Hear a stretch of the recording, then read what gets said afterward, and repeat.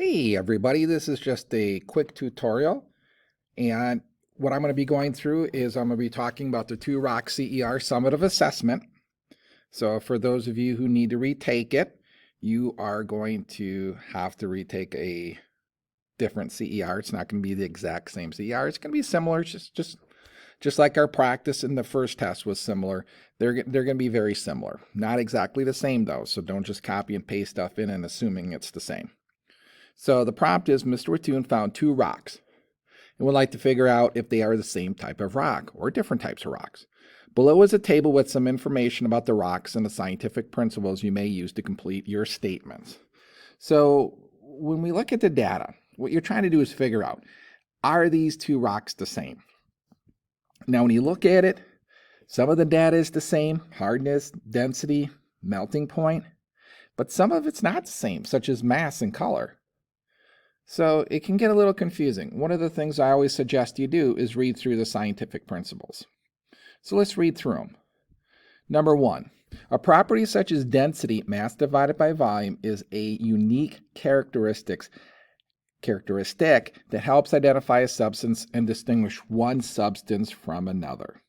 So right here we have, do we have density up here? Yeah, right here. So density is the same. And now look, it says it's a unique characteristic that helps identify one substance and distinguish one substance from another. So what I'm going to do is I'm going to highlight that because we have density and it sounds like that is something that we definitely could use. So I'm going to highlight it. So now I know it's yellow. Let's look at the next one. A substance is made up of only one type of material, atoms or molecules all the way through. Does that help us here? No, it doesn't really help us at all because we're trying to see if these 2 rocks are the same, and then we have to look at these characteristics. So this right here, I don't really need at all. So what I'm going to do is I'm going to go up to Format, and I know there's a shorthand way of doing it, but I'm just going to strike it through right there. That way I know I don't need it. A mixture is made up of more than one substance. That's true, but again, that really does not help me out with this CER at all. So again, I'm going to strike that one through. Solubility is the ability of one substance to dissolve in another substance. If I look up here, I don't see solubility at all.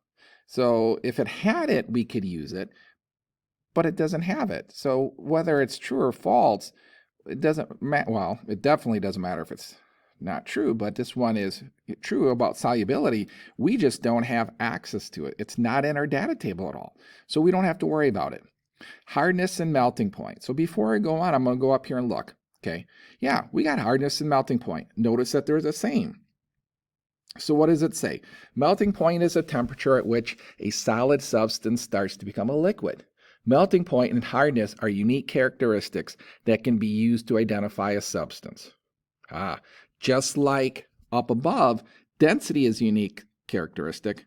You can actually use melting point and hardness to figure out if rocks are similar. So one type of rock has the same melting point and it's got the same hardness. And the hardness may vary a little bit, but for the most part, they're the same. Or different types of limestone may have different hardnesses. But if it's the same exact rock, that's going to have the same hardness. So when I look at this, I'm going to highlight it yellow because this seems like a good one. It's a unique characteristic. I can use it. And properties of a given substance are the same regardless of the amount. So even if these are different, right here it says mass does not matter. Volume does not matter. But I'm not going to highlight this. I'm not going to strike it through. I'm just going to leave it right now because it doesn't really help me. All it tells me is that this doesn't matter. So it kind of helps me, but these right here, I now know because of scientific principles 1 and 5, that these indeed are the same rock. They're just a different size. How do I know? Because again, properties of a given substance are the same regardless of the amount. So because all of these are the same, it is likely that these 2 are going to be the same. One rock might just be a little bit bigger than the other one. One rock might be a different color because you saw in a rock lab that, for example, sandstone can be black, it can be green, it can be red, it can be brown, it can be lots of different colors. It can be white, depending on the sand. So color doesn't matter either. And that's not even one listed here. So we now know that they're the same. So when I write my claim, rock number 1 and rock number 2 are the same type of rock. So, or our rock number 1 and rock number 2 the same type of rock. So I'm going to write rock number 1 and rock number 2. So I'm going to use my question up above in my answer. Are the same type of rock because they have the same physical properties of hardness, density, and melting point. Now, when you do this, don't use words like, oh, I think rock number 1 and rock number 2 are the same. Because what do you mean by I think? For example, if I say, yeah, I think the Packers are going to win this weekend, does that mean we are optimistic that they're going to win, that they indeed are going to win? Now, if I said the Packers are going to win this weekend, now I'm coming out and say, hey, look, I'm confident they're going to win. So don't use words like, I believe, I think, I guess rock number 1 and rock number 2 are the same. Just come out and answer it. Yes, they are the same, or no, they're not. In this case, they are the same. So what evidence do I have? Well, first of all, make sure when you have evidence, you list everything from the table that you see right here. That's relevant. You don't have to list the mass and the color because they're not relevant. It doesn't matter.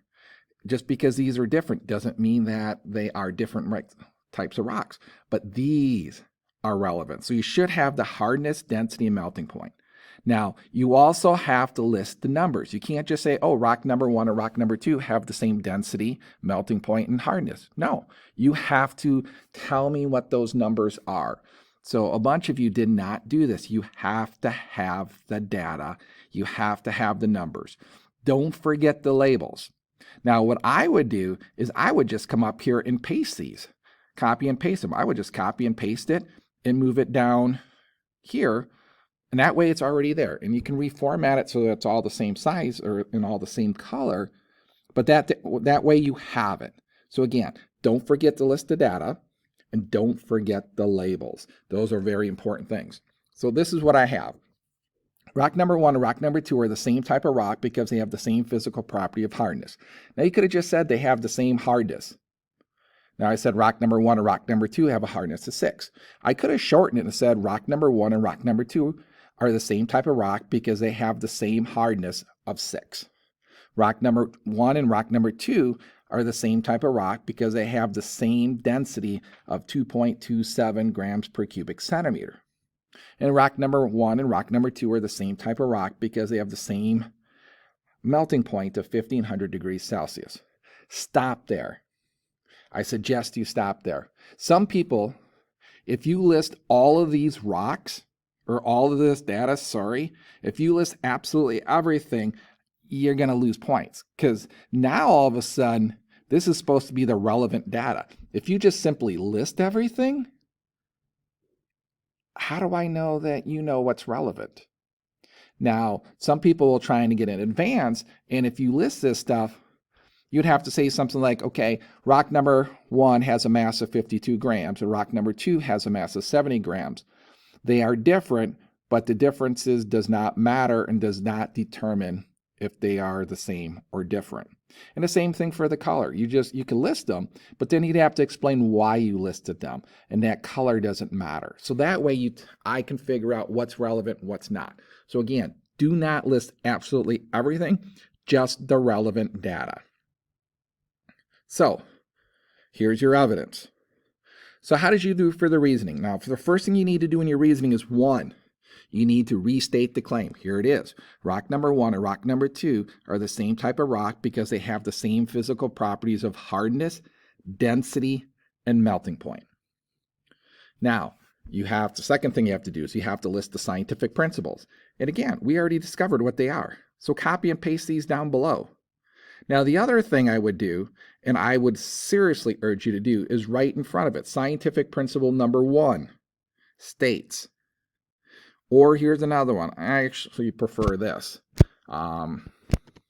SP number 5, because that tells me what it is. Some of your CERs, I had to read multiple times just to see, did you sneak it in there? Did you have it? Because you just list it. And you don't say, hey, scientific principle number 1 states that a property such as density is a unique characteristic that helps identify a substance and distinguish one substance from another. If you don't have that phrase, scientific principle number 1 says, or states, or is, I have to really read tightly and I have to read closely to figure out, did you mention it or not? Now, usually I can find it, but sometimes if you kind of put it in your own words, I don't really know if you knew you were supposed to put it. So then I have to start to make a decision. Is it right? Is it wrong? Do you have it? Do you kind of have it? And if you don't have it, if you only kind of have it, should I give you credit for it? So by putting the statement in there, scientific principle, or shorten it up, SP number 5 states. Okay, so now I have scientific principle number 1. That's not enough. Why is this relevant? Why does this take the data, and how does it connect the data, the evidence, to the claim? Well, rock number 1 and rock number 2 are the same type of rock because they have the same physical property of density. Or I could simply say it because they have the same density. I'm fine with that as well. So this is why this is the scientific principle, and what's in green here says this is why that's important, because they do have the same density. So what's the next scientific principle? Number 5. So SP number 5 states hardness and melting point are both properties of substances. Melting point is the temperature at which a solid substance starts to become a liquid. Melting point and hardness are unique characteristics that can be used to identify a substance.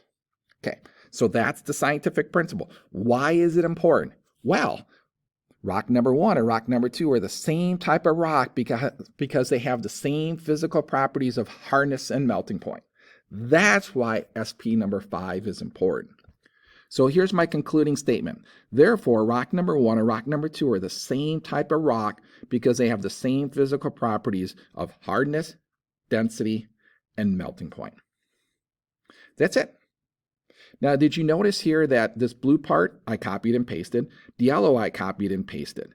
So I only really had to write or type out 3 new sentences down below. That's it. And even this first part, therefore, rock number 1 and rock number 2 are the same type, I actually could have copied it and pasted it mostly from here. So you're only typing a few sentences down below. So it's nothing new. So as always, make sure if any of this is confusing for you, please ask questions, get help before the retake. Thanks. Bye.